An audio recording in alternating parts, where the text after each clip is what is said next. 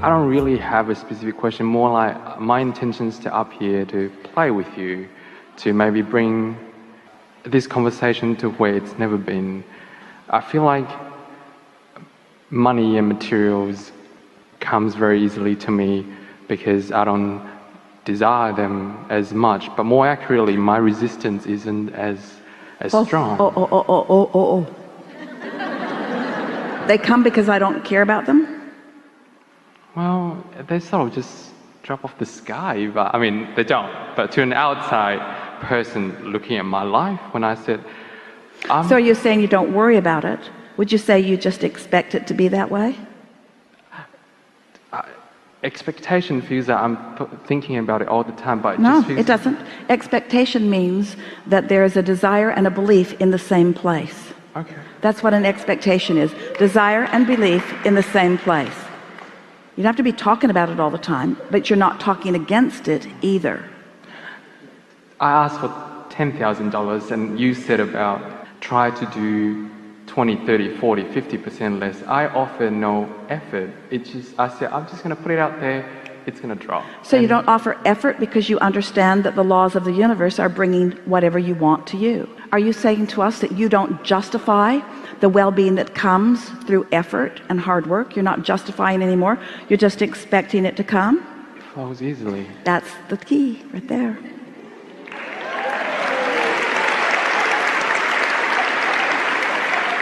So how do you come to expect something that hasn't manifested? So you say, well, money isn't coming easy to me, and I'd like to be like that guy, I'd just like to expect it. But how do you expect something that hasn't been happening when you've been noticing what's been happening? What's the obvious answer? You have to notice a little less what's been happening. You have to stop taking score of what is. You have to find some way to put what is where it belongs.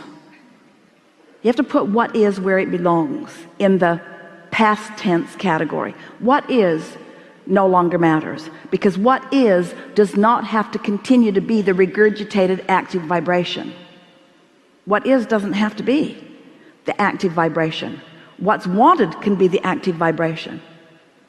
But what's the payoff for you? What are you going to focus on in order to stay focused on the vibrational reality rather than the manifested reality?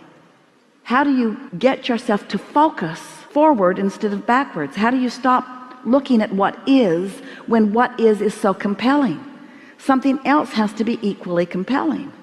Let's play with this just for a moment, and then we will hear you. Please.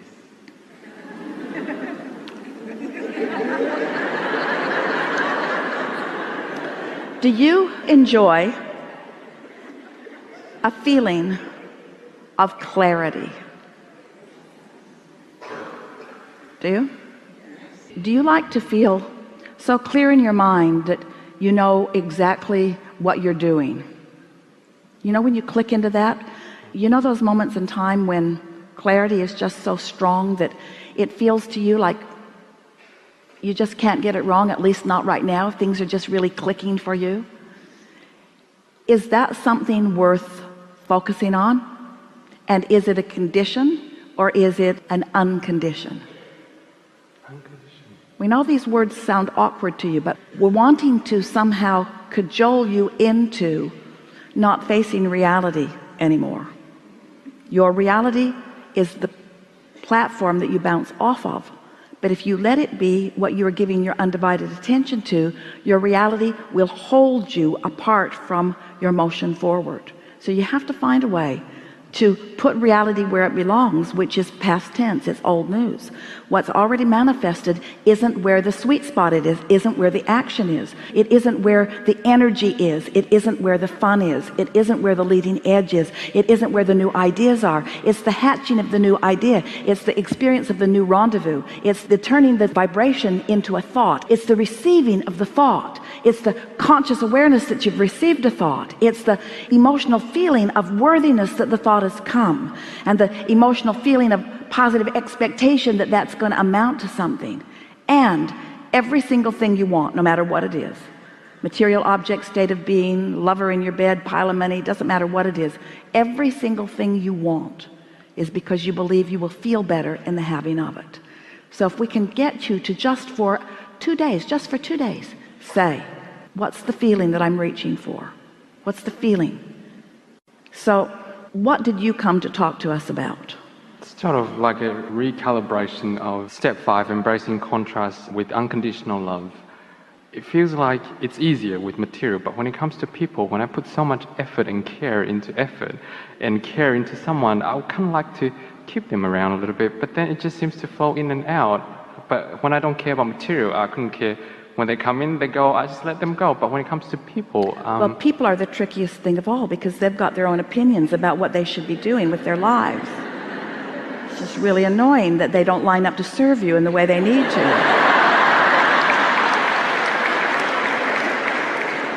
And some of it is because they want different things than you want from them, and some of it is because they're not in control of their own vibration yet. But people are really tricky. What you are best to do relative to people is just find a way of feeling good about what you're flowing to them. Because if you are evaluating the conditions that they are flowing to you, you have no control of that. That's a cycle that you will never work your way out of. So when you said embracing the contrast, it kind of felt like embracing the part when I'm aware that I'm being a conditional lover, which means I understand that I want to be unconditional, but trying to stop the train sometimes it just adds momentum to the train. Now I want to embrace that contrast by going, oh well, I'm just going to let it crash. Let us put just one little idea in this mix that is available to you all the time, but you haven't been receiving it. Oh, please. So we're just going to speak it to you in a see it, hear it, smell it, taste it, touch it way. We're going to put it in your ear so that you can contemplate it. But I'm ready. what if there's something that you want that's in your vortex, like the mastery of creation? What if there's something in your vortex that causes you to call someone to you who misbehaves? Ooh. I hear you. What if in them not jumping through the conditional hoops, wouldn't it be easy if everyone would just behave, and all you'd have to do is just observe their really good behavior and you could feel good all the time? Yeah. But you do not do anyone else a good service, and they certainly do not do you a good service when they work hard to keep you happy. Because what they're doing is manipulating conditions, which is not sustainable. You found that out 9 days after you got married. It's not sustainable. But if someone has the audacity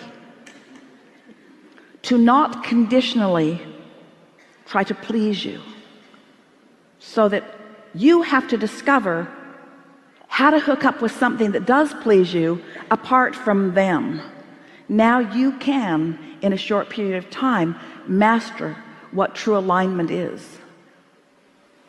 I felt like the breakup in February was worth it once I found my alignment to be in that zone of realizing from broader perspective, to see that it was worth it, because now I truly understand what unconditional love is, rather than him being... But wouldn't it be great if, how often do you say, well, it was awful for a while, but then after the fact I now see that that was a beneficial thing? Wouldn't it be nice if you could accept that everything is a beneficial thing while it's happening? Yeah. Because one of two things is happening. Either it's bringing you clarity, it's either enhancing your desire, or it's in this moment satisfying your desire. It's either making your desire grow, or it's fulfilling it right here and now. And we think, we love you so much, that you are dramatically underestimating the value of a growing desire. Growing desire doesn't feel good to you if you're not good at keeping up to speed with it, because your desire is growing and you're not, and your desire is growing and you're not, and your desire is growing and you're not, and your desire is growing and you're not. And we promise you, your desire is growing. So your desire is growing, but you're focused upon a condition, and your desire is growing, you're focused on a condition, and your desire is growing and you're focused on a condition. And after a while, the tug of war is so strong within you that you just sort of give up, and then you close the gap just a little bit, sort of by default, almost like accidentally.